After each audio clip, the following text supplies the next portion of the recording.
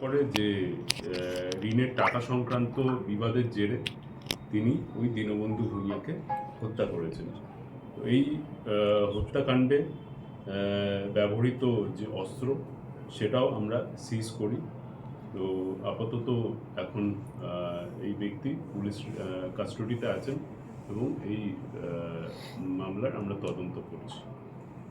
বলছি সাহেব, ইনি কতদিন ধরে এই রাজমিস্ত্রির এতে এই লোকাল জায়গায় কাজ করছিলেন?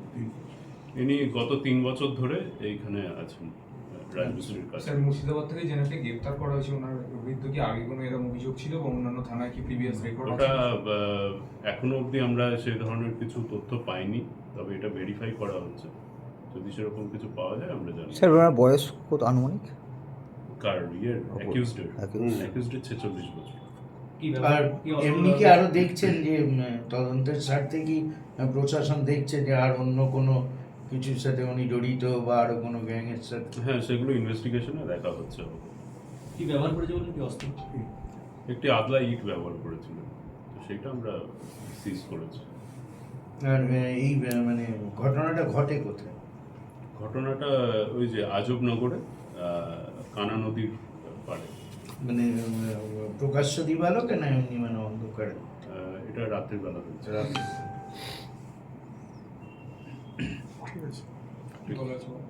আর স্যার অ্যাকুজডের নামটা একবার বলুন। অ্যাকিউজডের নাম তোফাজ্জল ওরফে তোফাজ্জল শেখ। এখন 1 সপ্তাহ মানে ইয়েতে চলছে রিমান্ডের। 7 দিনের রিমান্ডে। আর এটা স্যার উনি কি একাই এই রাজমিস্ত্রির কাজ করতেন 3 বছর ধরে, না ওনার কোনো আরো সঙ্গী সাথী ছিল? ও কন্ট্রাক্টর ছিল এখানে। আচ্ছা আচ্ছা। স্যার ওই জায়গাটায় বারবার ধরে এই ঘটনা কিন্তু ঘটছে, এখানে কি কোথাও পুলিশ প্রশাসনের গাফিলতি আছে? বারবার একাধিকবার কিন্তু ঘটনা ঘটেছে, কয়েকদিন আগেও ঘটনা ঘটেছে, একজন ছাত্রকে মেরে দেওয়া হয়েছে, একটা পদ্মপুকুরের কি মেরে দেওয়া হয়েছে, এই একটা ঘটনা। এটা কি গত বছরই ঘটনা ঘটেছে? আপনি যেটা বলছেন মানে আমার যতদূর মনে পড়ছে কয়েকজন বন্ধু ওরা একসাথে গিয়েছিল। ওইটা কোনো মার্ডারের ঘটনা ছিল না, যেটা আমরা অলরেডি ওইটার একটা কেস এখানে রেজিস্টার করা হয়েছিল এবং সেটার ফাইনাল রিপোর্টও দিয়েছি। তো সেখানে আমার যতদূর মনে পড়ছে ওটা ফাইনাল রিপোর্ট মিস্টেক অফ ফ্যাক্টই হয়েছিল। তো এই ধরনের মার্ডারের কোনো ঘটনা আপনার আগের ওটা হয়নি। ওটা যে যতদূর আমরা তদন্তে করে জানতে পেরেছি যে সেই ছেলেটা নেশা করেই ওখানে গিয়েছিল। নৌকার ওই যে ডিঙি নৌকা যেগুলো হয় সেগুলো ওরা বন্ধু বান্ধবরা মিলে ওই ডিঙি নৌকাতে করেছিল এবং অ্যাক্সিডেন্টলি সেখানে জলে পড়ে যায়, তারপর আর উঠতে পারেনি। স্যার, এই আজবনগর বা বনমালীপুর এই ধরনের যে এরিয়াগুলো কি পার্টিকুলার টার্গেট নিচ্ছে? মানে এখানে ছিনতাই থেকে শুরু করে মোবাইল, বেশ কয়েকটা গত বছর তার আগের বছরে কিন্তু এই ধরনের ঘটনা ঘটেছিল পার্টিকুলার ওই জায়গায়।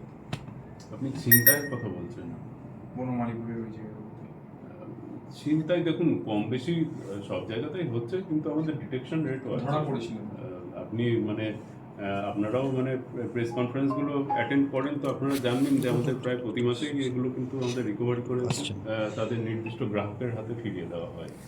তো হচ্ছে ছিনতাই হচ্ছে, কিন্তু এটা ডিটেকশনও হচ্ছে। স্যার আর একটা প্রশ্ন শেষ, যে এই যে টিম চণ্ডীতলা যেভাবে একের পর এক এই কাণ্ডগুলো সামনে আসছে এবং আপনারা ডিটেক্ট করছেন এত তাড়াতাড়ি, এটা যদি একটু মানে সংক্ষেপে বলেন যে কীভাবে এটা যৌথ প্রয়াস নিচ্ছে? এটা তো আমাদের কাজ আছে, মানে প্রিভেনশন অ্যান্ড ডিটেকশন, সেটা তো আমাদের কাজ আছে। যতটা আমরা পারি চেষ্টা করে প্রিভেন্ট করার, যেগুলো প্রিভেন্ট করতে পারছি না সেগুলো ডিটেকশন হচ্ছে, এটা তো আমাদের কাজই আছে। স্যার, আরামবাগ সাব ডিভিশনে দেখা গেল গতকালই শর্ট ভিডিও কম্পিটিশন, সেখানে দেখা গেলো বিরাট একটা সংখ্যক মানুষ, সেখানে এসডিপিও উপস্থিত, পুলিশ সুপার নিজে উপস্থিত। এবার কি চণ্ডীতলার এই এরিয়াতেও কি এই ধরনের কম্পিটিশনের কথা ভাবা হচ্ছে যে মাস পিপল? এটা আমরা ভেবে দেখছি। ঠিক আছে।